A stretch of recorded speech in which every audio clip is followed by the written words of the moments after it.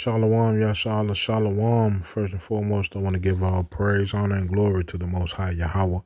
I do so in the name of His only begotten Son, Yahweh Shai. Double honors to the apostles and elders of Yashar Allah. Call Haloyim La, Yahweh Bahasham, Yahweh Shai, Bahasham Harakah Kodash, for blessing our elders with the spirit of truth, so that we may know. Shout out to the Akim and the Akwaf that's keeping the faith in the works. Y'all keep at it. It's your brother Abaya coming at you with more precepts. Second Ezra 9:1, he answered me then and said, measure thou the time diligently in itself.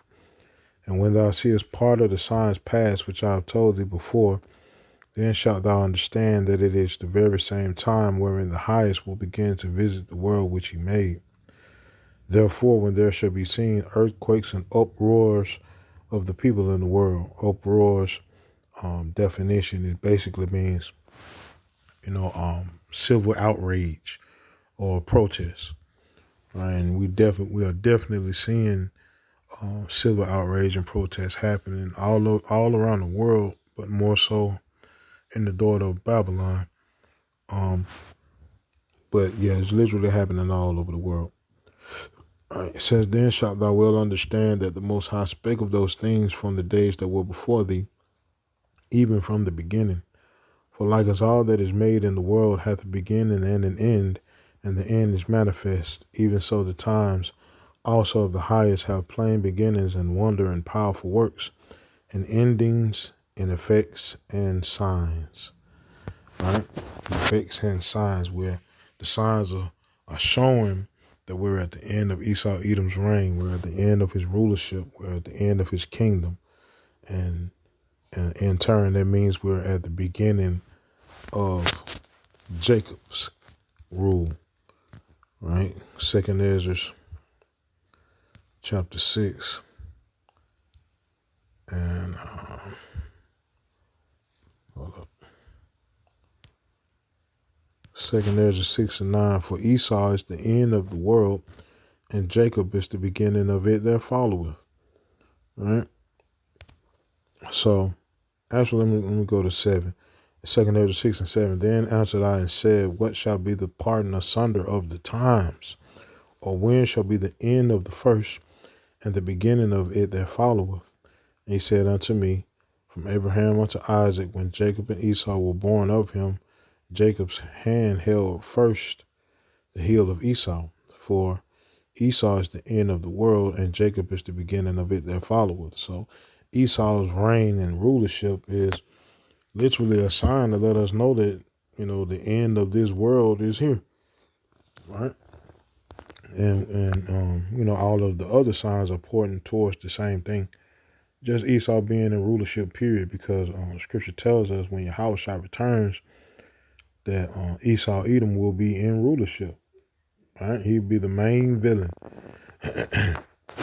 But nevertheless, the uproars of the people,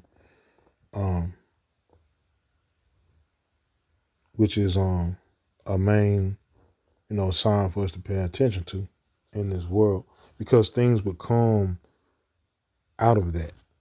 Right? One main thing that will come out of uproars of the people would be, let's see, Second Ezra 15 and verse 14. Woe to the world and them that dwell therein, for the sword and their destruction draweth nigh, and one people shall stand up and fight against another, and swords in their hands, for there shall be sedition among men, right, and invading one another. They shall not regard their kings nor princes, in the course of their actions shall stand in their power. A man shall desire to go into a city and shall not be able, for because of their pride the city shall be troubled, the houses shall be destroyed, and men shall be afraid.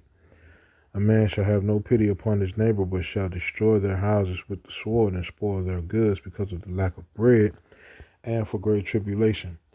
Right? Out of the uproars of the people comes great tribulation, comes, civil war, right? Beyond civil unrest goes, into civil war. And the reason why is because of the pride of Esau Edom, right?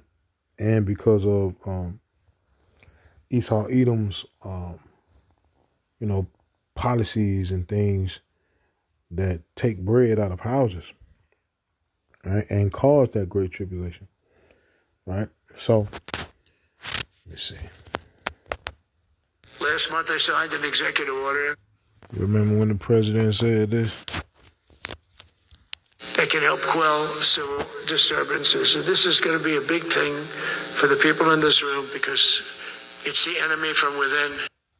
Last month I signed an executive order to provide training for a quick reaction force that can help quell civil disturbances. And this is going to be a big thing for the people in this room because it's the enemy from within.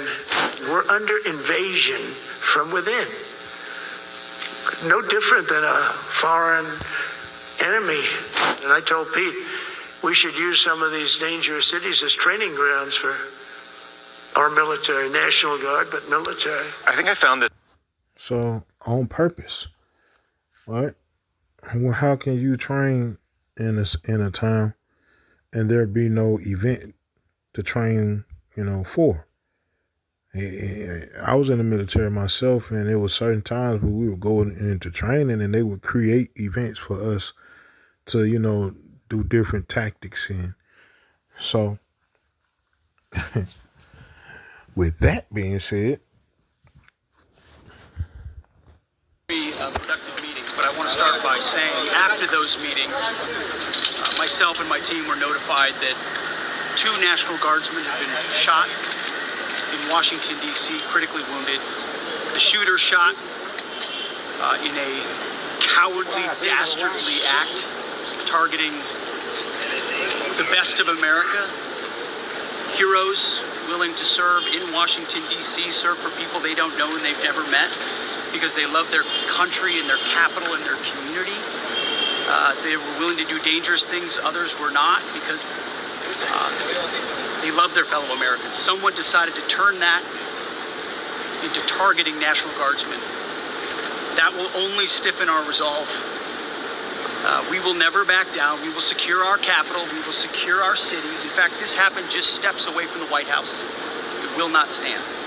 And that's why President Trump has asked me, and I will ask the Secretary of the Army to the National Guard to add 500 additional troops, National Guardsmen, to Washington, D.C. This will only stiffen our resolve to ensure that we make Washington, D.C. safe and beautiful. The drop in crime has been historic. The increase in safety and security has been historic. But if criminals want to conduct things like this, violence against America's best, we will never back down. Now, what was the purpose? I don't understand this. Why would an individual have a shootout, apparently, with National Guardsmen? Right? This doesn't make sense. Right?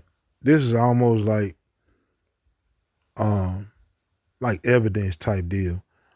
Right? So that they can go to the Supreme Court and say, well, see, now here, Exhibit A, or here's Exhibit B, on what we need to do, and we need the okay to do this, that, and the third. So that they can get things moving. And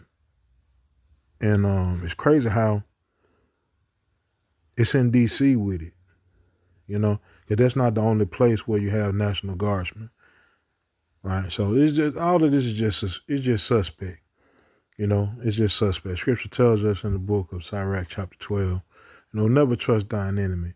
Like his iron rusted, so is his wickedness, right? So it's something fun about this whole little get up, right? But nevertheless, President Trump will never back down. That's why the American people elected him. America and our warriors, our National Guardsmen, are strong. And so we're following this very closely. We're getting information rapidly. I mentioned the faith of this country, the Christian faith, the prayers. I would ask for prayers for our National Guardsmen. Excuse me, Mr. Appeals to heaven. Well, what the hell with that? For our National Guardsmen, for their families, on bended knee as a War Department, as a nation. Excuse me. We will never back down. Excuse me. Think about them right now. Venezuela.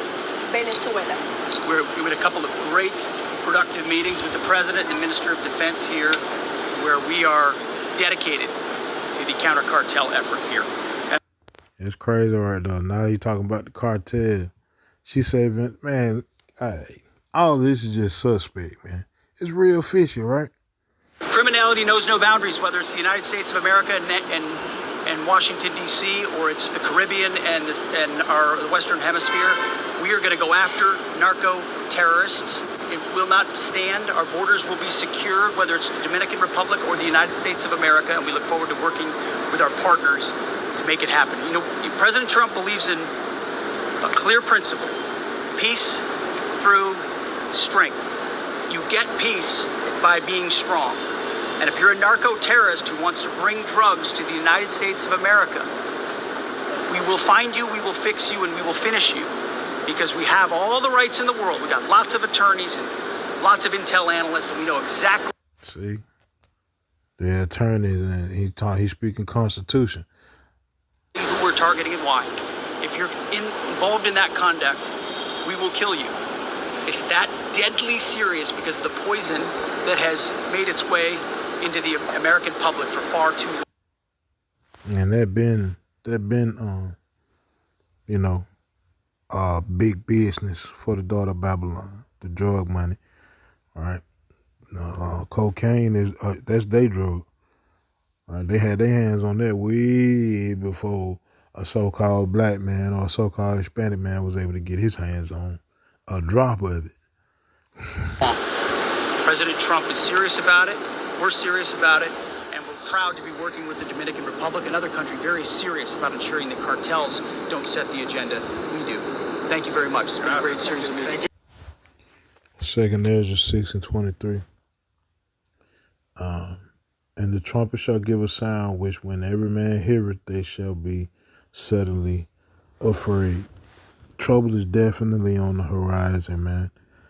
And it behooves you to be aware of that. If not, man, it's easy to get caught up in, in Babylon.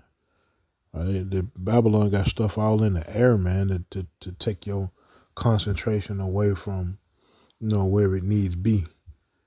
Right? Like literally. Hold on. Basically, chemtrails is a geoengineering program where airplanes fly at high altitudes and they spray chemicals into the atmosphere. See in the sky? Basically, chemtrails is a geoengineering program where airplanes fly at high altitudes and they spray chemicals into the atmosphere, including aluminum, barium, and strontium. And then those metals fall to the ground and they land in our bodies, on the soil, in our trees, in our food, and in our water. Many people confuse chemtrails with the normal jet contrails. The difference is that the normal jet contrails actually dissipate within minutes, while the heavy metals in the chemtrails cause those trails to persist for hours. And it's not a hypothetical thing. There are 32 states that already have legislation that's related to weather modification. The U.S. agencies that are documented to be involved in it include the U.S. Air Force, the National Oceanic and Atmospheric Administration, the U.S. Department of the Interior. Basically, chemtrails is a See in the sky in a regular.